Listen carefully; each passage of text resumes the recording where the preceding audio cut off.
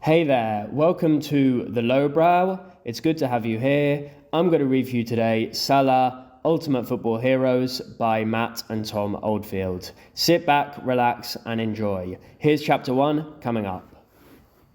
Chapter 1 European Superstar.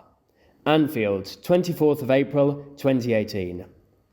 The atmosphere at Anfield was always amazing, but on big European nights it was extra special. The chorus of the Cop started hours before kickoff, and if Liverpool were to beat Roma, it would go on for days afterwards. The fans sang the old favourites like You'll Never Walk Alone, and they sang the new favourites too. Mo Salah Salah, running down the wing. Salah la la la la, Egyptian king. The eyes of the world were on Liverpool's Egyptian king. Mohamed was in the best form of his life, with 40 goals and counting. He had already scored 31 in the Premier League and 9 in the Champions League. Could he keep shooting his team all the way to the final? For Mohamed, it was going to be an emotional night, no matter what. First of all, he was playing in his first ever Champions League semi-final, a moment that he had dreamed about ever since he was an 8-year-old boy. He was following in the footsteps of his heroes like Zinedine Zidane and Francesco Totti. Mohamed was also playing against his old club. When his big move to Chelsea hadn't worked out, it was Italian football that had saved him. At Fiorentina and then Roma, he had rediscovered his passion, his confidence, and the path to superstardom. He would always be grateful for that. Mohamed's old manager, Lucadio Spalletti, had moved on, but lots of his old teammates were there.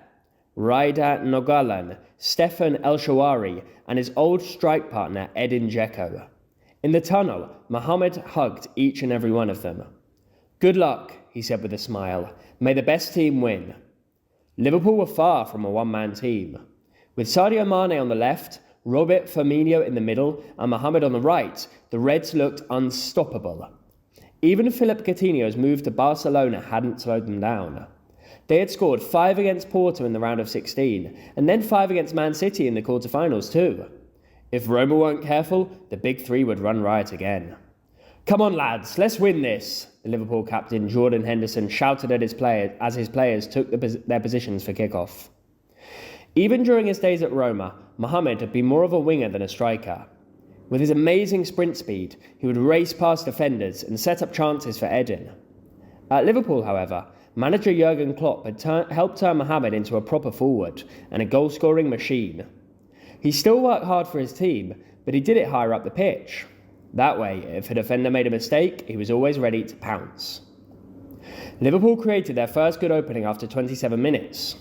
One clever flick from Roberto was all it took to set speedy Sadio away. He had Mohamed to his right, but Sadio wanted the glory for himself. In the penalty area, he pulled back his left foot and blazed it over the crossbar. The Liverpool fans buried their heads in their hands. What a missed opportunity. 2 minutes later, another one arrived. Mohamed played a great pass to Roberto, who squared it to Sadio. He hit it first time, high and wide.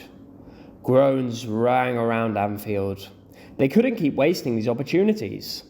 Liverpool needed more composure in front of goal. What they needed was a cool head. Sadio passed to Roberto, who passed to Mohamed on the right side of the box.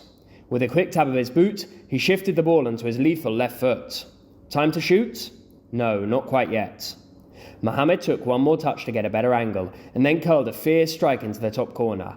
The technique was astonishing, and he made it look so easy. Goal! Mohamed put his arms up straight away. He wasn't going to celebrate a goal against his old team. That didn't stop the Liverpool fans, though, or his teammates. Get in, Jordan screamed, punching the air. In the last minute of the first half, Mohamed passed to Roberto near the halfway line and sprinted forward for a 1-2.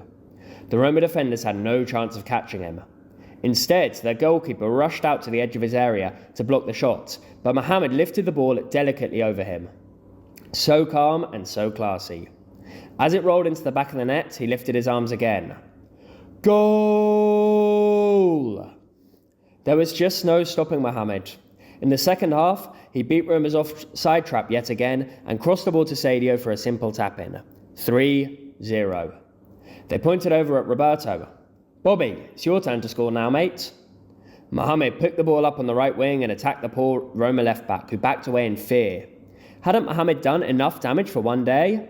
He danced his way through and crossed to Roberto at the back post. 4-0. Liverpool's big three were all on the score sheet yet again. It was party time at Anfield. We've got Salah, Mane, and Bobby Firmino, and we sold Coutinho. After 75 incredible minutes, Klopp gave his superstar a well-deserved rest. As Mohamed left the pitch, both sets of fans stood up to clap his world-class performance, and the humble hero clapped right back. At Basel, Mohamed had become a European star. At Liverpool, he had become a European superstar. With 2 great goals and 2 amazing assists, Mohamed had led Liverpool towards the Champions League final, just as he had led his country, Egypt, to the 2018 World Cup. So, just how good is Mohamed Salah? The TV presenter asked. Liverpool legend Steven Gerrard smiled and replied, "He's the best player on the planet right now."